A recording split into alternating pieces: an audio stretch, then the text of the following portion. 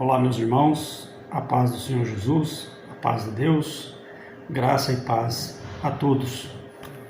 Estou aqui no intervalo de almoço, no meu trabalho, e estou gravando mais esse vídeo.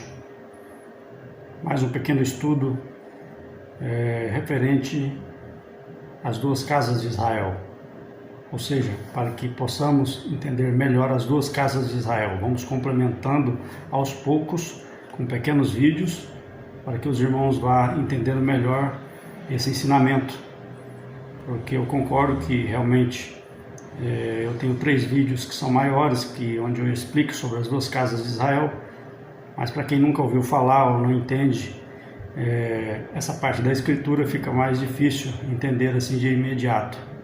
E com esses insights que eu vou colocando aqui de pequenos vídeos, vai melhorando aí o entendimento. Tá bom, irmãos? Bom, hoje eu quero falar sobre os gentios, porque é de suma importância que entendamos quem são os gentios na Bíblia, né? Principalmente para entender as duas casas de Israel. Muitos confundem quem são os gentios. Gentios são os povos pagãos, os que não eram israelitas, e no tempo atual quem são os gentios somos nós, né? E de antemão eu já falo que tem 2 tipos de gentios, e nós vamos ver isso aqui nesse estudo. Ok, irmãos? Eu quero citar de início que sim, são 2 tipos de gentios.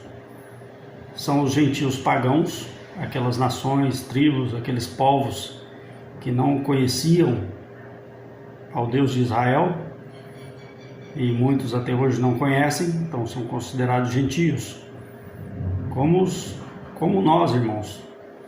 Muitos de nós, né, não temos descendência israelita e éramos pagãos, tínhamos outras religiões, adorávamos outros deuses. Eu já por algum tempo eu fui hinduísta, né, então eu cria num outro ensino, numa outra religião. E depois o Senhor me chamou. Hoje faço parte do Israel de Deus. Então vamos lá. Exemplos de gentios na própria Bíblia, vamos encontrar no Antigo Testamento várias referências para gentios. Por exemplo, Jetro, o sogro de Moisés, era um midianita, ou seja, ele não fazia parte do povo de Israel, ele era um gentio. Raabe, a prostituta, era cananeia, também não fazia parte do povo de Israel. Esse pessoal, essas pessoas, eles prefiguravam já as nações, os gentios futuros, né? Quem mais? Jael e as mulheres quenitas que mataram o comandante cananeu Sísera, lá no livro de Juízes.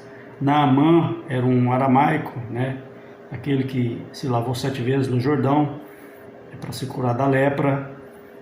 Quem mais? Obed-edom era um geteu, que abrigou a Arca da Aliança por 3 meses também, lá no Antigo Testamento. Então aqui são exemplos já de gentios, que não fazia parte do povo de Israel, mas que de alguma forma, profeticamente já prefigurava também os gentios futuros. E deixar claro também que no próprio livro da lei, na Torá,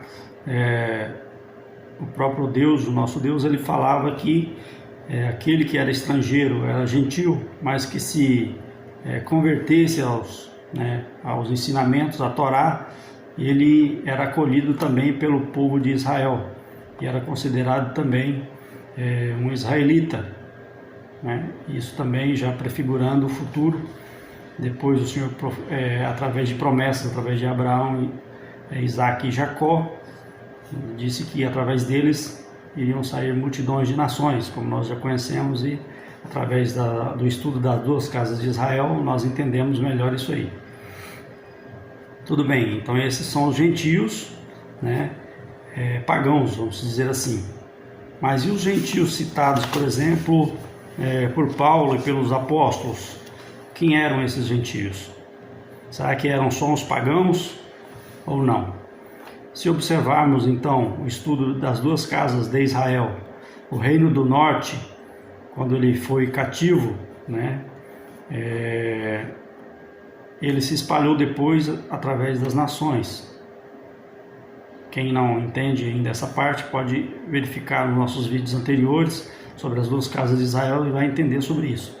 Então, como eles espalharam entre as nações, né, e como eles se prostituíram, né, espiritualmente, indo a outros deuses, adorando outros deuses, o Senhor os desprezou em primeiro momento, né, e eles se tornaram gentios. Tanto é que há aquela briga entre gentios e judeus. Aqueles gentios ali citados, por exemplo, no Novo Testamento, muitas das vezes ele está falando dos gentios israelitas, da tribo do norte. E muitos não entendem ao ler as Escrituras e se confundem. E isso nos atrapalha em entender melhor a mensagem dos evangelhos, né? E das cartas de Paulo e dos outros apóstolos. Só por exemplo, só para dar um exemplo aqui, eu vou citar aqui dois textos de Tiago e de Pedro, que nós vamos entender melhor isso aí. Tiago, por exemplo, quando ele faz a sua saudação, já no capítulo 1, ele diz: Tiago, servo de Deus e do Senhor Jesus, as 12 tribos que se encontram na dispersão. Saudações. Então, por que as 12? As 12 tribos? Porque nós vemos que tem o cativeiro babilônico, né? E tem o cativeiro assírio. O cativeiro assírio foi as 10 tribos e o cativeiro babilônico as 2 tribos.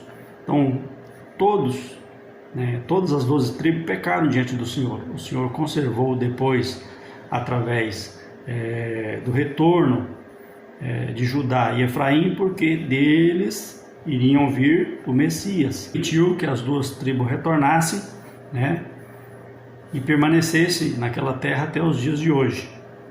Mas os próprios judeus, né, eles consideram as 10 tribos dispersas como gentios. Tanto é que tem aquela rixa, né? Samaritano, como nós vemos lá, a mulher samaritana tem aquela rixa até hoje, né? E eles não aceitarem as 10 tribos como fazendo parte do povo de Israel. É claro, se você verificar, por exemplo, no YouTube, e vários judeus já entendem essa parte, que as 10 tribos elas hão de se congregar novamente com as 2, formando as 12 tribos.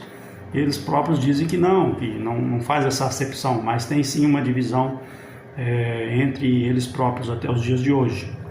Se verificarmos também na carta de Pedro, 1 Pedro, no capítulo 1, também na sua saudação, Pedro fala: Pedro, apóstolo de Jesus Cristo, aos eleitos que são forasteiros da dispersão no Ponto, na Galácia, Capadócia, Ásia e Bitínia.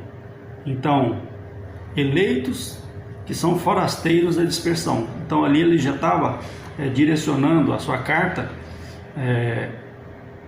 aos israelitas que estavam na dispersão, né? É claro que os principais seriam as 10 tribos, que seria a maioria, mas também tinham das 2 tribos também já dispersas também. Então, nessas 2 falas, nessas 2 saudações, tanto de Tiago como Pedro, nós podemos entender que tem os gentios também, que são israelitas, que estão na dispersão. Apóstolo Paulo também ele fala muitas vezes, toca nesse ponto, né? O próprio apóstolo Paulo, que é considerado o apóstolo dos gentios, o seu principal foco da palavra de evangelização e de anunciar as boas novas eram as 10 tribos, na verdade, as que estavam na dispersão. Muitos não entendem, quando leem lá que apóstolo Paulo era o apóstolo dos gentios, vem em mente somente que ele era apóstolo para os pagãos, os que não conheciam a Deus. Mas quando você examina as escrituras a fundo, os evangelhos, as cartas dele, você vai ver que primeiramente ele está anunciando as 10 tribos dispersas. Porque qual foi a principal missão do Senhor Jesus? Resgatar todo homem que era caído, que estava em pecado? Sim, mas a missão principal, e ele mesmo disse que veio primeiro aos judeus, depois aos gentios. Isso é os gentios das 10 tribos que estavam dispersas, e depois os gentios pagãos. Isso tem várias passagens na Escritura que deixa bem claro isso aí, que depois nós podemos abordar mais profundamente. Tá bom, irmãos? Então eu queria, através desse pequeno vídeo, só falar sobre esse assunto, para que a gente possamos ter um melhor entendimento na hora de fazer a leitura das Escrituras e não distorcer a palavra de Deus e não entender também a palavra distorcida. Tá certo, irmãos? Então fiquem todos na paz do Senhor Jesus e até o próximo vídeo.